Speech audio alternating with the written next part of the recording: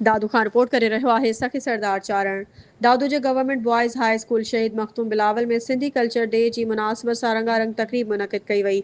शागिर्दनि रिवायती लिबास में मलबूस तकरीरूं, टैबलोज़ ऐं सक़ाफ़ती नग़मनि जे ज़रिए सिंध जे शाहूकार सक़ाफ़त खे दिलकश अंदाज़ में पेश कयो, जंहिं में शागिर्दनि जे वालिदैन, उस्तादनि ऐं मोअज़्ज़िज़ महिमाननि वॾी तइदाद में शिरकत कई। शागिर्दनि पारां पेश कयल सिंधी नग़मनि ते शानदार परफॉर्मेंस ते शिरकत कंदड़नि खेनि भरपूर दादु ॾिनो। उन मौक़े ते हेड मास्टर अब्दुल हकीम जमानी ख़िताब कंदे चयो त कल्चर डे जी मुनासिबत सां प्रोग्राम कराइण जो मक़सद मुल्क मां गैर क़ानूनी धारियनि मुहाजिरनि खे नेकाल करण बाबति आगाही वधाइण पिणु आहे, छो त गैर क़ानूनी मुहाजिरनि सबबि मुल्क में दहशतगर्दी ऐं ॿियनि समाजी मसइलनि में वाधि ॾिसण में अची रही आहे। तक़रीब में हाई स्कूल जे क्लार्क अली अकबर पीरज़ादो, उस्ताद समीउल्लाह जमाली, ग़ुलाम सरवर काबूरो ऐं ॿिया मौजूद हुआ। जॾहिं त तक़रीब जा मेहमान ख़ासि सीनियर सहाफ़ी निज़ाम शेख, अल्लाह बख्श खुश्क, अलीगुल चन्ना, सखी सरदार चारण ऐं सहाफ़ी कुर्बान खोसो खे सिंधी सक़ाफ़त जी निशानी टोपी ऐं अजरक जा तोहफ़ा पेश कया विया।